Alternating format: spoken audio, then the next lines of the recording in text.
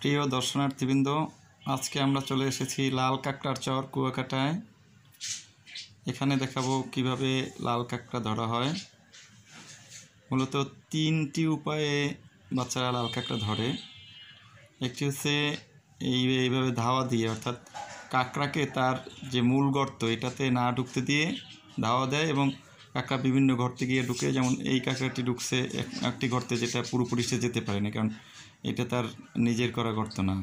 তারপরে ধরে ফেলা যায়। অনেক সময় কাঁকড়া আবার গিয়ে যে কোনো গর্তে পুরো ঢুকতে না পারলে এটা এই যে মরার মতো ভান করে আর কি। তো সেই ক্ষেত্রেও কাঁকড়া ধরা যায়, কারণ এই কাঁকড়িটাই তার নিজের গর্ত থেকে ধাওয়া খেয়ে সে বিভিন্ন গর্তের ঢোকার চেষ্টা করছে, কিন্তু যেটা তার নিজের না সেটাতে সে ঢুকতে পারছে না। এই জন্য সর্বশেষ সে একটি গর্ত পেয়েছে, তবে এটাও সে পুরোপুরি ঢুকতে পারেনি। এটা ইচ্ছে করলে তাকে ধরা যায়। আবার অনেকগুলো থাকে এভাবে ঠিক নিজের গর্ত না পেলে এইভাবে মরার মতো পড়ে থাকে, তো সেখান থেকে ধরে নেওয়া যায়।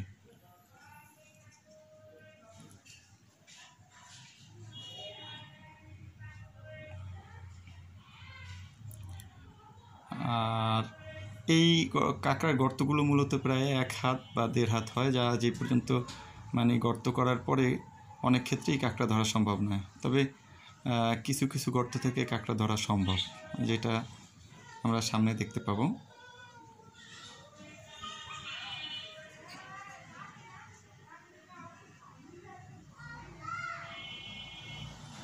এই যে বাচ্চারা দূরে গর্ত করে কাঁকড়া ধরছে।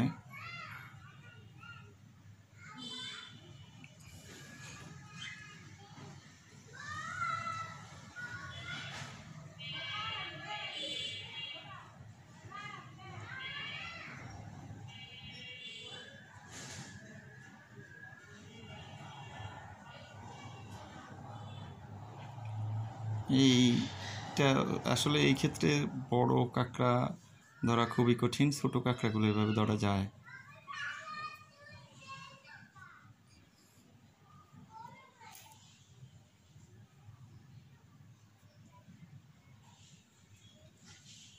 যে দেখতে পাচ্ছেন, এটাকে ছেড়ে দেওয়া হবে অবশ্য।